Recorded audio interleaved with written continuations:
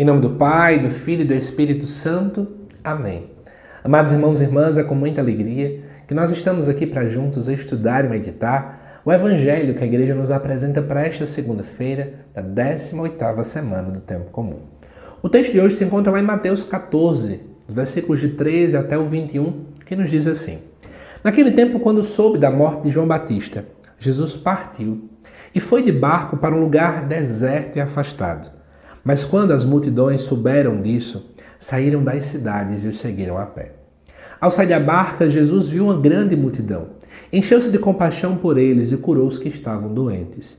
Ao entardecer, os discípulos aproximaram-se de Jesus e disseram: Este lugar é deserto e a hora já está adiantada.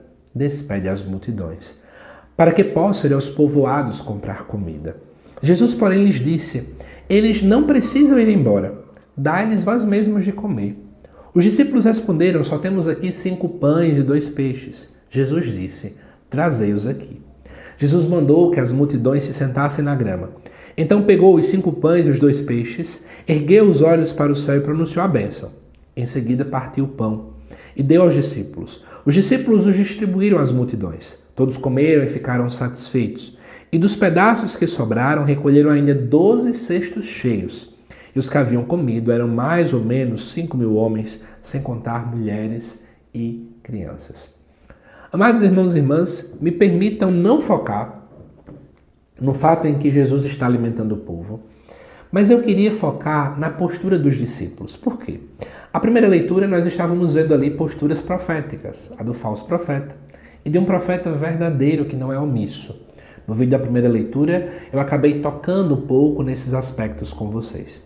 Eu queria que nós pudéssemos analisar um pouco as discrepâncias que muitas vezes existem entre Jesus e aqueles que o seguem. O discípulo, ele é chamado a ser como uma sombra do mestre, por isso que ele vem atrás. Assim como uma sombra também nos segue e ela acaba imitando todos os nossos gestos, porque ela... não é nem que ela imita, né? Porque ela, na verdade, obrigatoriamente uma sombra tem que fazer aquilo que eu faço. Muitas vezes os discípulos não fazem isso. Em contrapartida, eu posso também dizer que nós, cristãos, que pertencemos à Igreja do Nosso Senhor e, portanto, fazemos parte desse corpo místico, muitas vezes, infelizmente, não imitamos Jesus. Vamos então começar a ver a postura de Cristo. Jesus soube da morte de João Batista, provavelmente ele ficou muito triste. João Batista era alguém muito especial dentro do ministério de Jesus. Jesus então vai para um lugar afastado. E as multidões chegam. Vamos pensar um pouco. Se Jesus está triste, se ele perder alguém próximo, ele tem todos os direitos de permanecer isolado. Todos os direitos de não conversar com aquele povo, todos os direitos de dispensar essa multidão, todos os direitos de não olhar a realidade daquele povo. Claro, se você passa por um problema, também existe um tempo hábil para que você também se resolva, um tempo hábil para que você cuide de você.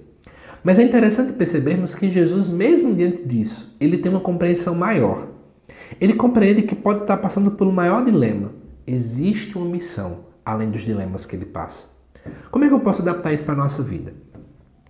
Claro que, por exemplo, digamos que alguém próximo a mim morre, eu preciso passar por um tempo de luto. Mas não é porque eu estou no luto que eu vou me tornar uma pessoa sem vida, uma pessoa... com palavras duras e ásperas para o outro, uma pessoa que não é capaz de perdoar alguém, por exemplo. Então, não é porque eu estou passando por uma situação delicada que os meus valores cristãos precisam ser diminuídos, que os meus valores cristãos precisam ser esquecidos e abandonados. Jesus tem essa compreensão muito clara e a mesma coisa tem que acontecer conosco. Então, Jesus automaticamente ele sai de si e diz o texto que ele vê a grande multidão. Mas a visão de Jesus nunca foi uma visão muito superficial. Jesus nunca ficou apenas ali, na margem, mas Jesus sempre vai para o profundo. E automaticamente ele percebe que aquele povo tinha doenças, aquele povo tinha vazios, aquele povo também carecia de sentido de vida. E aí, por esse motivo, Jesus sente a dor deles, porque a palavra compaixão, dentro do grego, sempre quer dizer isso, Jesus permite com que aquela dor entre em suas entranhas e Jesus sente a dor daquele povo. Jesus se une à realidade daquelas pessoas. E ao acontecer isso, Jesus começa a curar muitas pessoas. Então, segunda característica legal de Jesus, além dele não se fechar, que é o primeiro ponto, naquilo que ele estava sentindo, mas o segundo ponto também é permitir com que a dor do outro entre. Jesus não fica vendo na superficialidade. Só que aí chegam os discípulos. Se eles são sombras, como eu já falei, eles também deveriam fazer o mesmo. Não é olhar somente para si. Em segundo lugar, preciso olhar o outro com profundidade. E aí aquele povo olha e diz assim, Jesus, olha, é deserto e a hora está adiantada. Então vamos pensar. Se é deserto, faz muito calor, provavelmente. À noite vai fazer muito frio. Eles provavelmente estavam muito cansados. A noite está chegando, naquele tempo não tinha energia elétrica como hoje, então já está na hora de dormir. Então, pensando em mim, eu quero descansar. Pensando em mim, eu quero me aquecer caso faça frio. Pensando em mim, eu quero agora paz. Então, olha a visão egoísta. Eles começam a olhar o que está acontecendo e, obviamente, pensando neles. Por quê? Porque ele diz assim, despede as multidões, manda que eles vão para casa. Então, olhando superficialmente, eu só vejo pessoas. Olhando superficialmente, eu vejo números. Olhando superficialmente, eu digo, são pessoas como qualquer outra, que também têm dinheiro e que podem comprar comida. Mas aquele povo era pobre.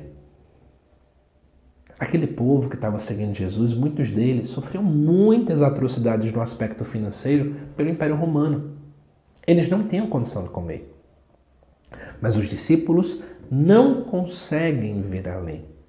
Os discípulos não conseguem dar esse salto. Eles não conseguem imitar Jesus em todos os aspectos. E como dói saber que é a mesma coisa que a gente faz hoje.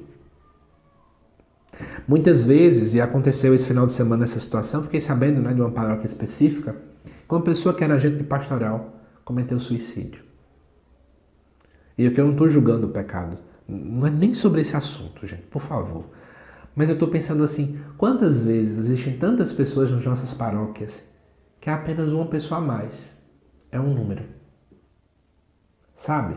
Então, ao invés de cuidar daquela pessoa de modo muito particular, olhar a realidade daquela pessoa, olhar o que aquela pessoa passa, buscar ver os seus anseios, eu apenas dou uma passada no meu olhar e vejo se fulano veio ou não veio. Jesus nunca fez isso. Jesus sempre conseguiu ir além. Jesus olhava nos olhos daquela pessoa e Jesus sentia a sua dor. Jesus percebia que existiam vazios. Os discípulos estão indo para um outro viés. E por isso, e aqui eu paro a análise do texto com vocês aqui, eu queria traçar então esses dois paralelos aqui. Quem somos nós? Como discípulos ou estamos mais parecidos com Jesus? Será que estamos buscando ver além? Será que eu busco não me fechar somente em mim mesmo? Sabe? A gente tem que entender que o nosso chamado é parecer com Jesus. Quando a gente faz isso, eu tenho plena certeza que a nossa evangelização se torna eficaz, a nossa evangelização ganha um novo sentido. Que Deus te abençoe, amado irmão, amada irmã. Eu te aguardo nos próximos vídeos aqui do canal. Até mais.